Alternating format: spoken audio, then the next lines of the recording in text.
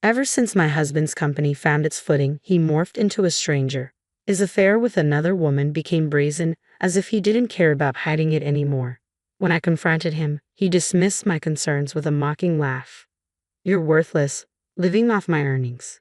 Be thankful I even bother with you," he spat, his contempt oozing with every word. "Get a job if you're so unhappy." Defiant, I accepted his challenge. Landing a position at his family's company, I plotted my retaliation against Michael.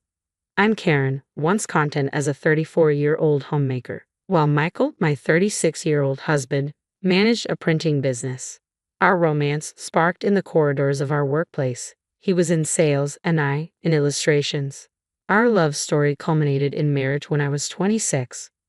Once we settled into our routine, he made the bold move of resigning from his job, proposing the idea of launching a new venture together. Uncertain, I sought counsel from our trusted business partner, Bob, with whom we shared past collaborations. Bob, a seasoned CEO known for his diverse business ventures and adeptness in advertising, readily lent his support. Bob backed our endeavor and even contributed funds. I recounted, "Karen's illustrations have always impressed me," Bob remarked, his praise leaving me humbled. With gratitude, we vowed to steer our company to triumph. Just the two of us, I affirmed to Bob as we embarked on our entrepreneurial journey. Initially, we grappled with the constraints of a cramped apartment.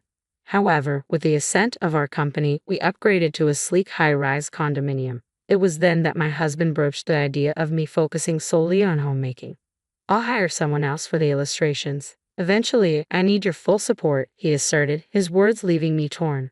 Reluctantly, I confided in Bob, our steadfast investor. "I regret to inform you, but I must step away from illustration work," I disclosed to Bob. His empathy was palpable. "It pains me to think I won't have the pleasure of witnessing Karen's illustrations anymore. Yet if you ever decide to return to it, just say the word. I'll stand by you," Bob reassured me. "Thank you, truly," I expressed my gratitude. And thus, I embraced the role of homemaker to bolster my husband's aspirations. However, my passion for drawing persisted, finding solace in sharing my illustrations on Instagram. The unexpected warmth of response has become my clandestine delight. As my husband's business flourished, our lifestyle mirrored its success. His investments yielded opulent returns, evident in the acquisition of a new car and bespoke suits from prestigious labels. While I deemed these indulgences excessive, I recognized their significance in his role as the company's figurehead. Despite his demanding schedule, he remained steadfast in our tradition of sharing dinner at home. It was a solemn pact, a sanctuary carved out for just the two of us amidst the chaos. Over these meals, he divulged the company's forthcoming ventures, a privilege that filled me with contentment. Supporting his ambitions became my source of joy. I once believed our harmonious routine would endure indefinitely. Despite the company's continued prosperity, subtle shifts began to emerge in my husband's demeanor. Gone were the animated discussions about business during our dinners. "How's everything at the company?" I inquired, met with lukewarm responses. "Everything's fine," he'd mutter, his enthusiasm conspicuously absent. Persistently, I probed for more details, only to be met with terse rebuttals. "Don't pry, you wouldn't understand. You're always here. I shouldn't have to explain every little detail." His words pierced through me, a stark departure from the understanding and camaraderie we once shared. I attempted to rationalize his behavior as fatigue or stress, but that night, as he silently retreated to our room after dinner, I couldn't shake the feeling of unease settling in. This pattern persisted, with my husband increasingly opting for dinners away from home. Feeble justifications of social obligations or client meetings replaced our once sacred mealtime together. Despite my waiting patiently, delaying my own dinner, his absence grew routine, his excuses dwindling to nothingness. Confrontation only invited his wrath, a stark departure from the partner I once knew. I felt reduced to a mere servant in my own home, the weight of his indifference crushing me to tears. We once weathered the storms of entrepreneurship together, hand in hand. Now, I found myself relegated beneath even his employees, my sacrifices met with scorn rather than appreciation. My domestic duties weren't born out of a passion for homemaking. They were a testament to my unwavering commitment to his aspirations. Yet any semblance of gratitude had long since vanished from his eyes. In his absence, I find solace in my illustrations, a sanctuary where stress dissipates and creativity flourishes. With each stroke, my online following burgeons, their supportive comments a balm to my weary soul. Among them, a familiar name emerges, Bob's. Bob extends an offer to collaborate again. A glimmer of hope, I muse, buoyed by the prospect. Without this beacon, I might have succumbed to despair. As our shared dinners faded into memory, a palpable chasm widened between my husband and me. Suspicion crept in, fueled by the faint scent of perfume lingering on his abandoned suit jacket, a fragrance foreign to him. When confronted, he flippantly dismissed it as a triviality, a smirk playing on his lips. His nonchalance stoked the embers of my long-suppressed sorrow, igniting them into a fiery rage. Enough with the charade, I resolved. Left alone in the confines of our home, relegated to mundane chores, the gnawing fear of societal abandonment gnawed at my sanity with each passing day. My friends could only offer envy, while my parents dismissed my concerns as trivial luxuries. Left to grapple with my turmoil, alone, I bore the weight of my suspicions in solitude. Then, one fateful evening, my husband returned home inebriated. Amidst my desperate efforts to tend to him, a damning discovery awaited, a crimson imprint adorning his shirt collar. Its presence could not be dismissed as innocent, a glaring testament to another woman's trespass. In that moment, I unearthed undeniable evidence of my husband's betrayal. With resolve coursing through my veins, I confronted him the following day, brandishing the damning garment. "Where were you last night, and what is this?" I demanded, pointing to the incriminating mark. Though caught off guard by the lipstick stain, my husband remained eerily composed in the face of my accusation. "I was out with friends at a bar. Must have happened then, right? You'd need to take off your jacket for that. Didn't you notice?" he retorted, his words laced with defiance. Unconvinced by his feeble alibi, I responded, "I don't recall." With a sudden motion, my husband rose from his seat, his hand connecting with my cheek in a searing slap. Stunned, I stumbled backward, reeling from the unexpected blow, the sting of pain radiating across my skin. "When will you understand? Who do you think is providing for us?" he spat before retreating to his sanctuary. I watched his departure, tears tracing silent paths down my cheeks. In that moment, the truth struck with brutal clarity. My husband's love had waned, leaving behind a cavernous void. I was left shattered by the cold reality of our fractured relationship. From that day forth, my husband's temper became increasingly volatile. His displeasure manifested in violent outbursts, whether it be at a meal I had prepared or any perceived infraction. The once tender moments of our marriage were now eclipsed by a shadow of fear and uncertainty. "This tastes atrocious. Do you even pay attention to what I eat?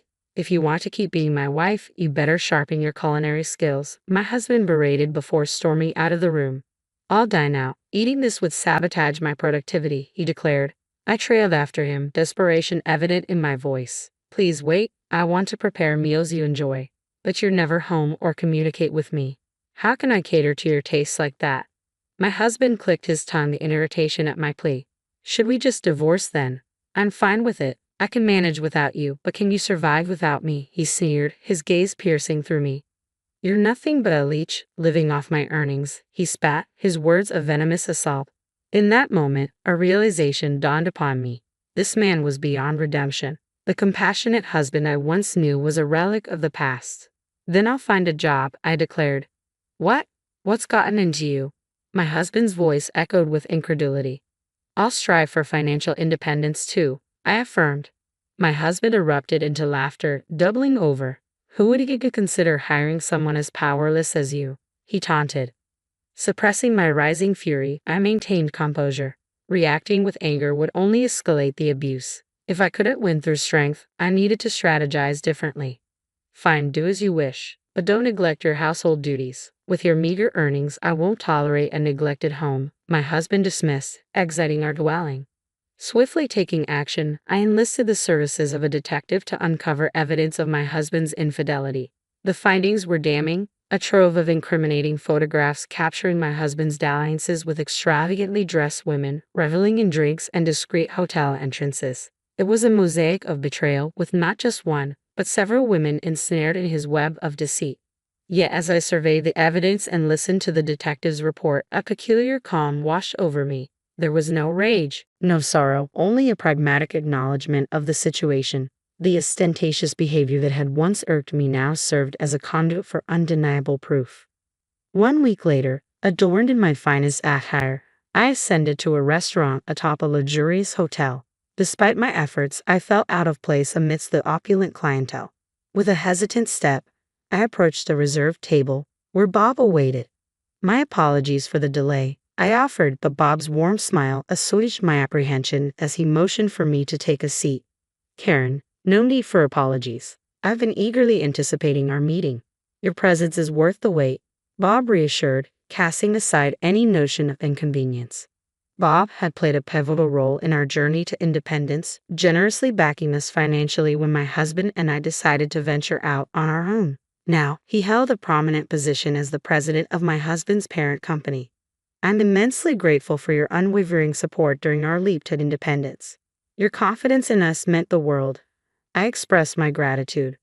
Bob chuckled warmly. It was a no-brainer for me. After all, our history together made it an easy decision, he replied. It's evident the company is thriving under your guidance, I observed.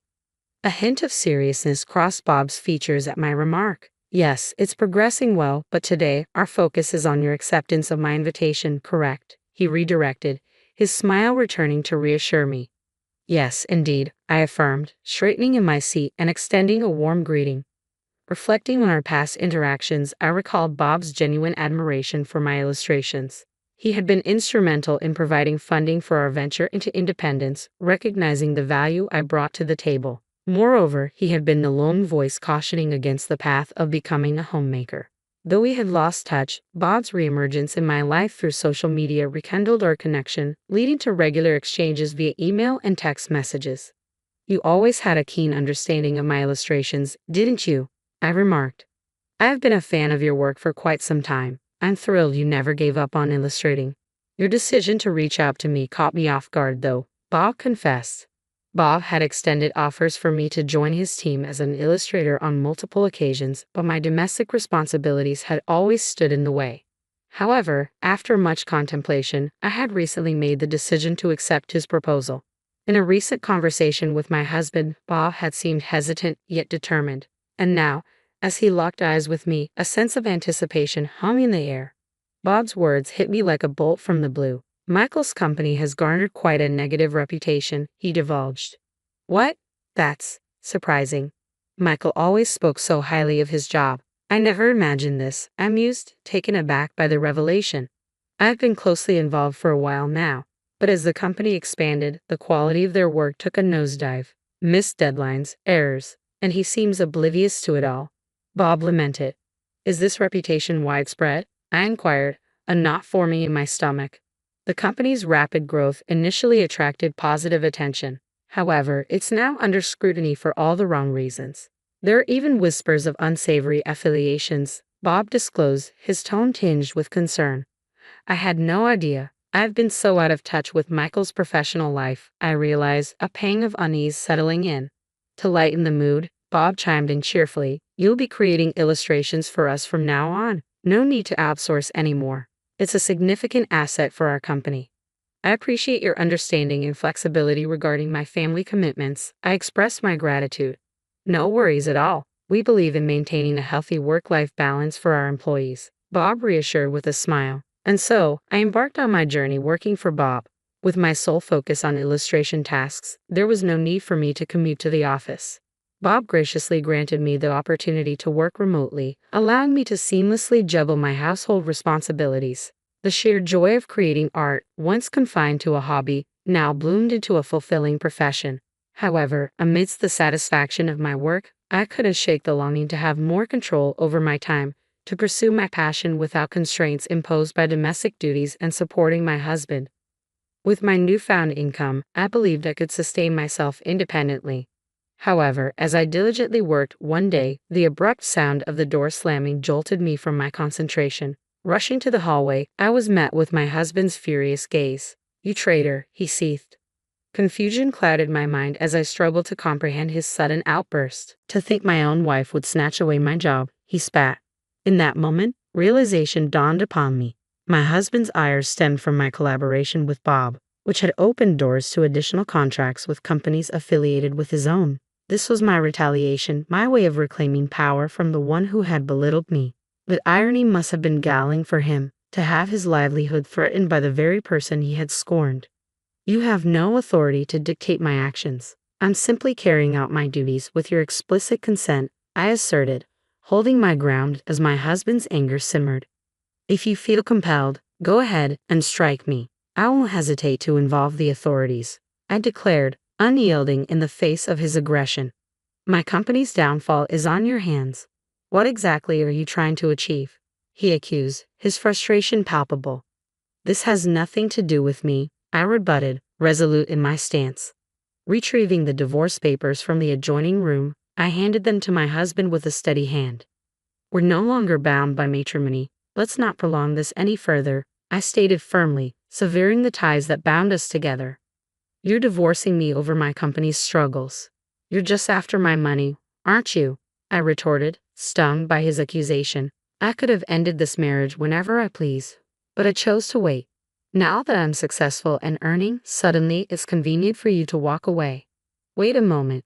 Let's discuss the future of the company first before we rush into divorce. We founded it together, remember? You're the one who ousted me from that company, my husband interjected, a hint of desperation creeping into his voice.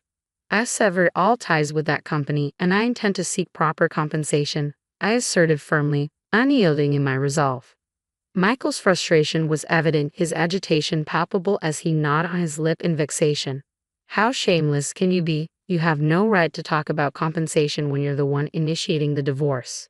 Do you even realize how many times you've hurt me and your affairs? I had undeniable proof, I retorted, brandishing the incriminating photographs. As he beheld the evidence of his infidelity, my husband's facade crumbled, and he sank to his knees, pleading with desperation. Please, I beg of you. The company's on the brink of collapse. I can't handle the added burden of compensation or a divorce. I need your support now more than ever.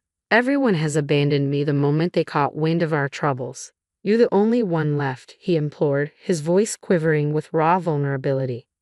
I dismissed his desperate plea as utterly futile.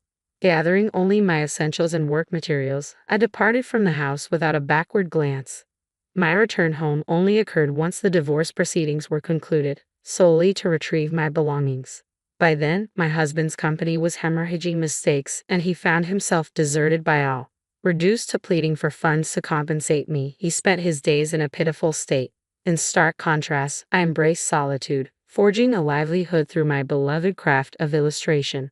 With each stroke of the pen, I accumulated wealth, all while upholding my integrity, a stark contrast to my ex-husband's downfall.